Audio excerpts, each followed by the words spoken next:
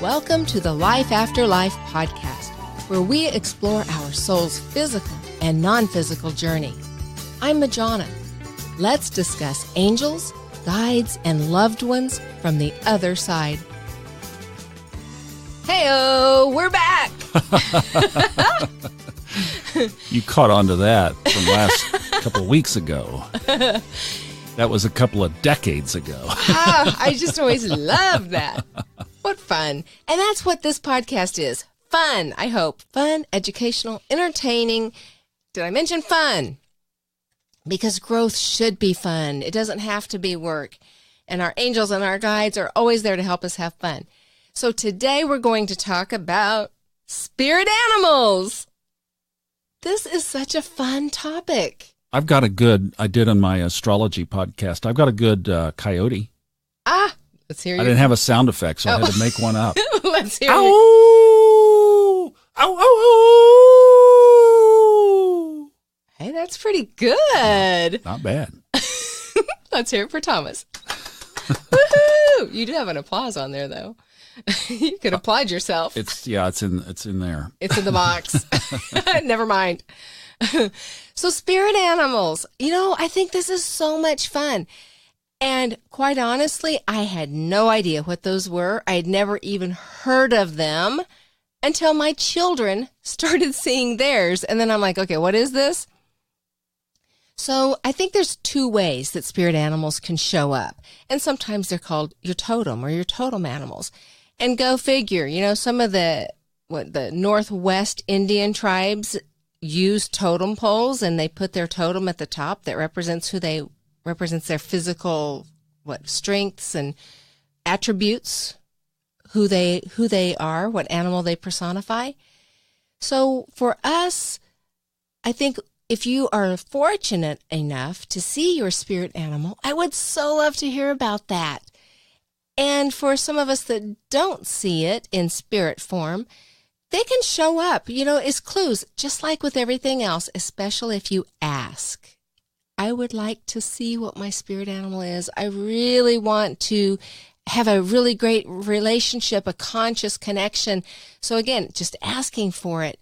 And what happens then is you might just start seeing either, if it's something that is an animal around where you live, like maybe a butterfly or a bird or, I don't know, crocodiles, alligators, whatever. If you're lucky enough to live around elephants, maybe an elephant will start showing up. But they just may start appearing. And if you don't live where a real animal could show up for you, you may just images start showing up. You might dream about them. You might see, I love it when this happens. There's actually a picture of something, but in your mind, it's something different. Like a dog, like maybe a mastiff, right? Those are big dogs.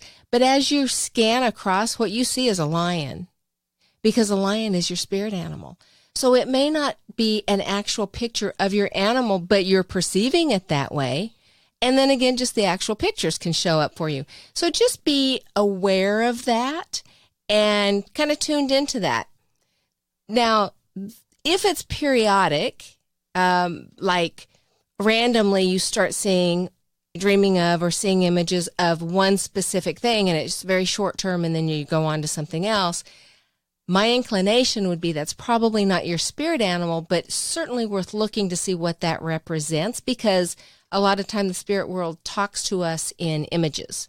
So, there may be an image there, a message for you via those images that's worth investigating.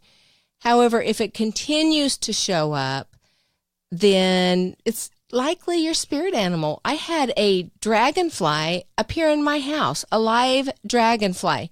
Came into my house one day when I was doing dishes, and it was just kind of hanging out around me, and I was like, what in the world? And then another one came in and just sat on the windowsill next to the kitchen, or in the kitchen next to the sink where I was doing the dishes. I felt like that was a pretty good indicator to have two dragonflies come into my house in a short period of time, and that has never happened before or since. You know what that dragonfly totem represents? Well, if you Google it, which we did just to verify, it often means transformation. There's wisdom that comes along with that and adaptability. So, hey, I'll take it. Was that going on in your life at that time? I don't remember. And often, because I come from Native American heritage, I often think of that as well. And dragonflies are messengers, as are eagles, between spirit and between the two worlds. So they can carry messages back and forth. So that's, I always think of, so I thought of my mom. Oh, cool. Sending messages back and forth to mom. There you go. So, so Thomas and I have an example that was pretty cool, too, where this wasn't really a totem animal for us, but it showed up and the representation fit really pretty cool with the event. Yeah, not claiming this as any kind of spirit animal at all. No. But a couple of weeks ago, I officiated at a friend of mine's wedding. And we were coming back from the rehearsal dinner and walking up to the hotel, which is right next to a mall. Now, it did have a big green acreage behind it, but, front side of the parking lot is mall, backyard is green. And we were walking up, it was right at dusk, 8:45. And there was a stick in the sidewalk. But it wasn't. It wasn't a stick. And I'm glad Thomas was paying attention because I wasn't. It was a baby copperhead. Snake. Poisonous. So we looked up the totem. Now, snakes in general predominate the category, copperhead in particular. But the snake can be a powerful source of life. And, of course, this couple, and the guy was a really great friend of mine, they were starting their life together. It can also represent healing, transformation, life changes. That was what was going on for sure. And it was an especially cool moment for me to be officiating at the wedding. It was the first time I've ever done that. So when you put all together of what the snake represents outside of fear, right? Now, this was just a little baby. I mean, it literally looked like a limb, a branch, a little small branch. And it let us get close enough to really look at it and make sure it was a copperhead. Though they're not aggressive. I mean, they're beautiful. They're very beautiful. Yeah, we snakes. checked it out. We didn't we didn't threaten it or anything. And then after it looked at us and we had looked at it long enough, it scooted on back into the bush. Right. Happy to get away from us. But that was cool because they also can represent spiritual guidance. And this friend and his new wife are very, very spiritual and chose their specific date and wedding time so that it coordinated with the new moon. They were creating their life together at the pinnacle of the new moon creation phase. It was so cool. It was very cool. So it was very cool that we saw this little baby snake. It wouldn't have been as cool if it was a great big snake. It had meaning. That was the thing, is when you're alert and attuned to these things. That was the first thing we did, is went back up and looked at what the snake meant. Very cool. It was neat because it wasn't, don't go to fear in that thing. There was never a threat, right? Right, not at all. So it was a message. Yes, exactly. And we can also have animals that stay with us, or, our spirit animals, and they show up, whether we see them or, in real life or visually in the spirit world. So I want to share with you 2 quick stories about 2 of my kids that have seen their spirit animals when they were younger. My eldest would see, she always called it her dog, and it would be with her all the time. It would run beside us while we were driving down the highway. When she was in class, it was there with her. And if somebody got on her, like a teacher got on her because she was doing something she shouldn't have been doing, her comment was, "My dog did not like that," because apparently nobody was supposed to reprimand her. She eventually saw a picture of a wolf, and what we realized was her dog was actually a wolf.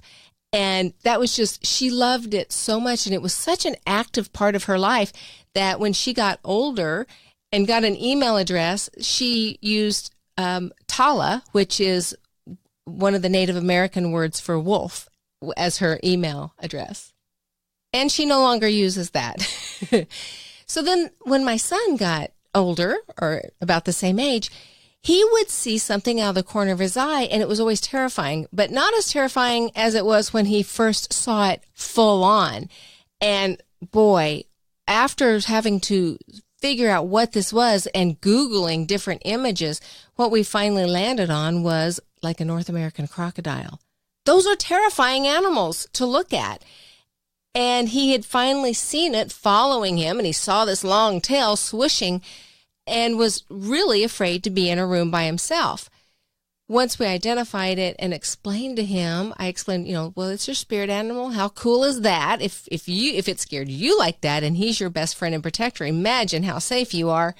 Then it was great, and he even named it and would call him Hunter. So when he was going into uncomfortable territory, he always let Hunter lead the way. So the animals can be there in spirit form, but they're actually there with us and guiding us and protecting us, and kind of cool to get to know what yours is. So just be open for messages and signals. And until next time, namaste.